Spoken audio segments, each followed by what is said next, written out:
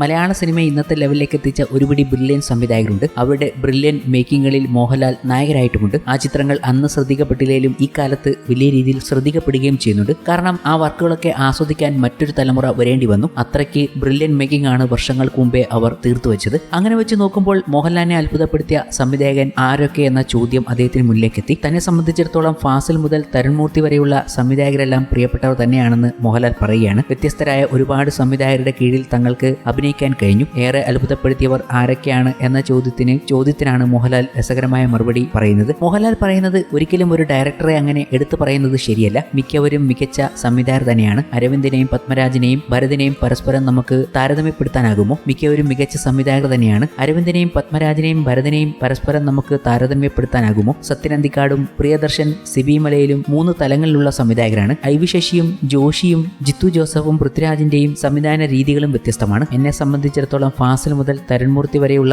സംവിധായകരെല്ലാം പ്രിയപ്പെട്ടവർ തന്നെയാണ്. എന്തെങ്കിലും ഒരു മാജിക് എല്ലാ സംവിധായകരിലും ഉണ്ടാകും. എമ്പുരാൻ എന്ന ചിത്രത്തിലാണ് മോഹൻലാൽ ഇപ്പോൾ അഭിനയിക്കുന്നത്. 100 ദിവസം പിന്നിട്ട ചിത്രീകരണമാണ് ഗുജറാത്തിൽ നടക്കുന്നത്. കഴിഞ്ഞ ദിവസത്തോടെ ചിത്രത്തിന്റെ പാക്കപ്പായി എന്ന വിവരങ്ങളാണ് പുറത്തുവരുന്നത്. 13 ദിവസത്തെ ഗുജറാത്ത് ഷെഡ്യൂളാണ് ഇപ്പോൾ ഫിനിഷ് ആയിരിക്കുന്നത്. ഹൈദരാബാദ് ഷെഡ്യൂളും അതിനു പുറമെ തിരുവനന്തപുരത്തേക്കും എമ്പുരാന്റെ ഷെഡ്യൂൾ ഉണ്ടാകുമെന്നും റിപ്പോർട്ടുകൾ ഉണ്ടായിരുന്നു. മോഹൻലാൽ ഇതുവരെ ചെയ്തതിൽ ഏറ്റവും ഉയർന്ന ബജറ്റിലാണ് ചിത്രം ഒരുങ്ങുന്നത്. ആശീർവാദ് സിനിമാസും ലൈക്ക പ്രൊഡക്ഷൻസുമാണ് നിർമ്മാണം. തരുൺമൂർത്തി ചിത്രം, സത്യനന്ദിക്കാടിനൊപ്പം ഹൃദയപൂർവ്വം എന്നിവയാണ് മോഹൻലാലിന്റെ ഇനിയുള്ള സിനിമകൾ. മോഹൻലാലിന്റെ സംവിധാനത്തിലുള്ള ബറോസ് പോസ്റ്റ് പ്രൊഡക്ഷൻ പൂർത്തിയാക്കി റിലീസ് തയ്യാറെടുക്കുകയാണ്. എന്തായാലും മോഹൻലാൽ തന്നെ അത്ഭുതപ്പെടുത്തിയ ആ സംവിധായകന്റെ പേര് പറഞ്ഞില്ലെങ്കിലും മോഹൻലാൽ ഒരു സംവിധായകനായി മാറിയിരിക്കുകയാണ്. പ്രേക്ഷകരെ അത്ഭുതപ്പെടുത്താൻ മോഹൻലാലിന് കഴിയുമോ എന്നതാണ് ഇനി നോക്കിക്കാണേണ്ടതും. മോഹൻലാൽ ഒരുക്കിയതാകട്ടെ ഒരു വമ്പൻ ചിത്രവും ബറോസ് എന്ന ചിത്രം. ബറോസ് നമുക്ക് മുന്നിലേക്ക് ഈ വർഷം നവംബറിൽ എത്തിക്കാനുള്ള സാധ്യത ഉണ്ട് എന്ന് റിപ്പോർട്ടുകൾ വരുന്നുണ്ട്. അപ്പോഴാണ് ബറോസിനൊപ്പം തന്നെ ഒരു ക്ലാഷ് വയ്ക്കാൻ മമ്മൂട്ടിയും ഒരുങ്ങുന്നത്. നേരത്തെ മമ്മൂട്ടി ഒരുങ്ങുന്നു എന്ന റിപ്പോർട്ടുകൾ ഉണ്ടായിരുന്നുവെങ്കിൽ അതൊക്കെ മാറ്റിവെച്ച്